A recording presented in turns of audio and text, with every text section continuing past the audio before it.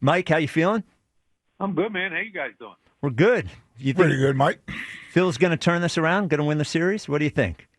Well, I think they get it back to Game 5. I'm all in, man. That'd be really cool. Oh, Game 5 of the bank would be great. Would be great.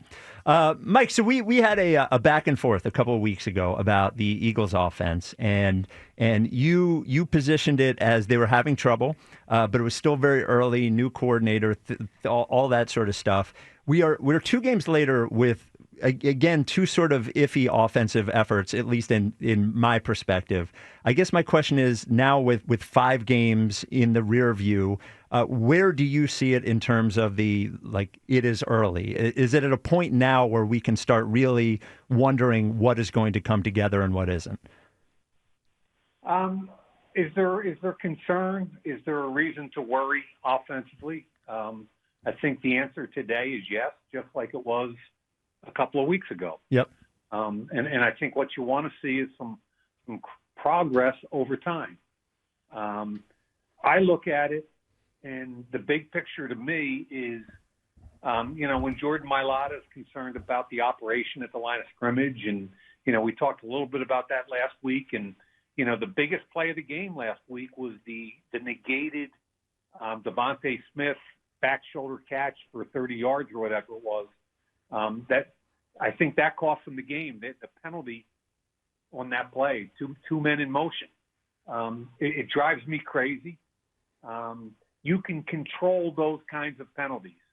The pre-snap penalties, the 2 men in motion penalties. It's one thing to get a holding. These other kinds are totally unacceptable. So to me, it's got to get back to a little bit of what Mailata said, which is let's get to the line of scrimmage early. Let's get set. Let's get all 11 on the same page. No penalties. Let's not be rushed. No more missed assignments. The execution is the other thing we talked about last week, and they're really still struggling with a lot of O-line things and pass protection issues, and especially because what every team is doing now are kind of the fire zone blitzes, show 7, which 4 or 5 are coming. Drop a defensive end out and bring a linebacker. There are too many free runners. And again, to your point, week 5, do I want to see these things? Absolutely not. But I do believe in Stoutland. I do believe they're going to get that all worked out. And I do believe it affects the quarterback because you lose some trust in your pass protection. So that's kind of a long way of saying it. Yeah, of course. I watch the tape every week. I'm very concerned. I feel like 26 has got to touch the ball more than once or twice in the second half, regardless of, what's happened on defense. And I do think on a short week against a division foe, they got to get this thing back to the fundamentals, and they got to look like an efficient offense tonight. Mike, we would all agree Nick Sirianni is a good head coach. Jeff Stoutland is a great offensive line coach. We don't know too much about Kevin Patullo at this moment, but all of the things that you talk about, from the things that Jordan has said to the things that you're saying, from the penalties to not getting to the line, it all makes everything feel more disjointed than I think I would have expected for a team that is well coached, that has played together for so long. So does that sort of stuff, does that go back to coaching? Why? When you talk about penalties, when stupid penalties that you can control, or as I said, not getting to the line, those seem like fixable things. Why would you guess that there are so many of those right now? I think right now, offensively, the fundamental point about getting up to the line of scrimmage and being ready to go with no doubt in your mind is real. Okay, part of that is the offensive coordinator, who's new, never been a play caller, not being in doubt. And I had a conversation with somebody, a former player, today, as a matter of fact. And what we talked about was you don't always have to get to the great play. But what you have to do is get me out of the bad play. That's what audibles and kills and all those things at the line of scrimmage are really for.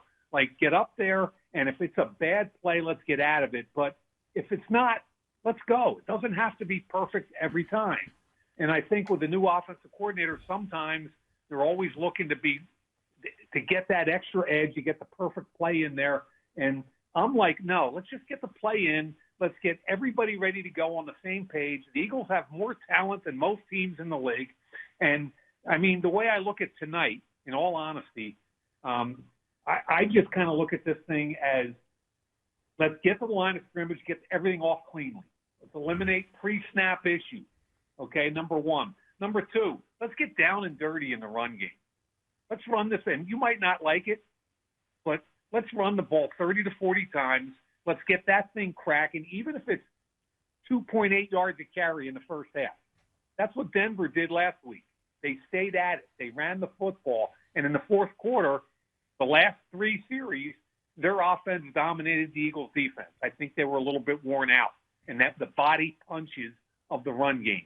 And then if they want to go single high, which the Giants do a lot on third down, then let's attack their corners one-on-one with the best receivers in the league. So I just want to oversimplify it and getting this thing back to efficient. And I don't want to place blame on offensive coordinators or the turnover in the offensive line or new faces and new places. And I'm tired of it. What I want to see is an efficient offense, simplified and coming off the ball, ready to go. I think the big thing for tonight, Mike, and correct me if you disagree, but what are they trying to establish coming out of this game, right? The idea of trying to get the passing game going. Are we going to try to establish the running game? Are we healthy enough up front to establish the running game? My idea would be going in here trying to get Saquon going tonight. But I'm not sure if that's what the Eagles will look to do. I was just so caught off guard by last week's disjointed play selection from pass to run. I don't know from week to week how we're going to come into the game from a philosophy standpoint and try to implement our sort of will or impose our will on the team. What do you think they do tonight? You think they lean on the run game tonight, or are we still trying to figure out the passing game? Well, that's what I just said. I'm with you 100%. That's what I mean by back to basics, run the ball 30 to 40 times. I think the Eagles have to start to establish this is who we are. We're efficient. We're tough. We can run the football on anybody. That's what they did last year, right? I mean, my concern is the Giants is going to look at this game very similarly to the way Denver did last week, which was like Denver said, okay, no turnovers. We're going to run the football, play good defense, get this thing in the fourth quarter, be really conservative. And that's what they did. In the last three offensive series, they dominated the Eagles' defense, and they won a football game. And that's how the Giants beat the Chargers in that first game started by Jackson Dart. They had 42 rushes. They were +2 turnover. They got it into the second half, and they won a football game they shouldn't have won against a better team. So I think that's how they're going to look at this, especially they don't have any healthy wideouts. Like the Giants probably shouldn't score 10 points tonight, right? Yeah. And so what that means is there's a margin for error offensively where I think it's time to establish an identity and just get physical, get tough, get downhill, and the pass game is secondary, is the way I think of it, Ike. Well, and when you're talking about running 30 or 40 times, it's been limited, but every time, I'll give A.J. Dillon this. He goes straight ahead. There's no dancing behind the line with A.J. Dillon. And if you're worried about if Saquon had a knee thing this week, if you're a little worried about Saquon in that, they have guys between Shipley and Dillon that you can split those. You want to give Saquon the majority of those. But I think if you just want to beat those guys over the head with the run, those are guys that you can put the ball in their hands and feel pretty decent about. Yeah, no, and I agree. You can. And A.J. Dillon is a big, strong, downhill guy, and every time he's touched it, he's got positive yards. You also have, the variable of the quarterback in the run game. So 30 to 40 is nowhere near kind of a crazy number for the Eagles to come into today and just bang.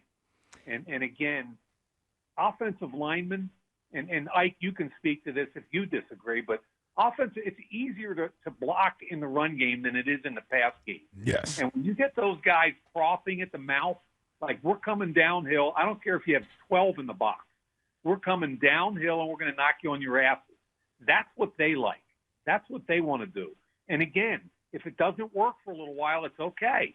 Let's be patient and tough and physical and start to establish something is the way I look at it. Yeah.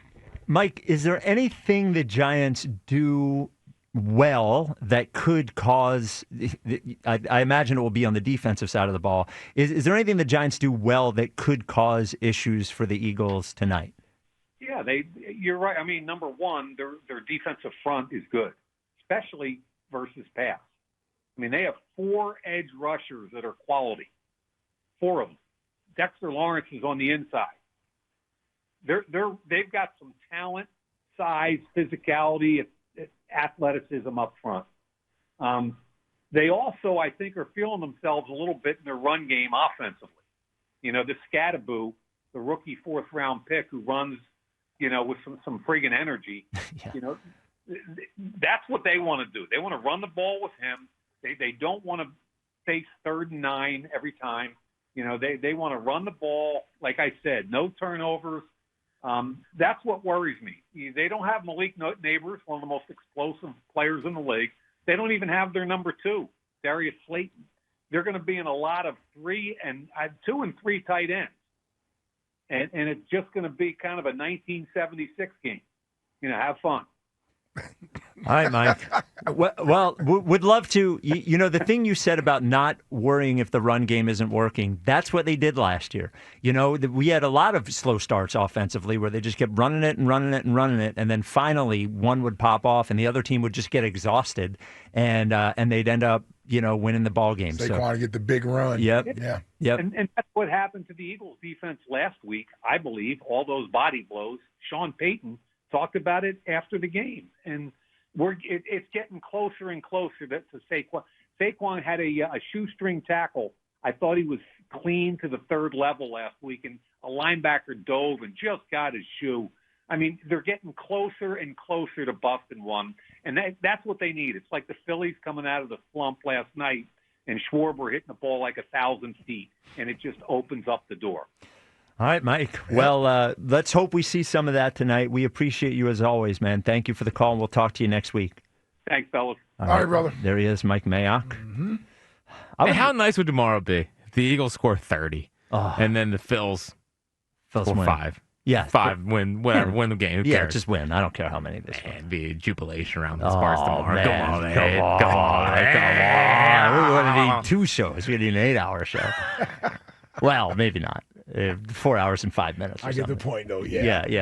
215-592-9494. Gary and Vineland.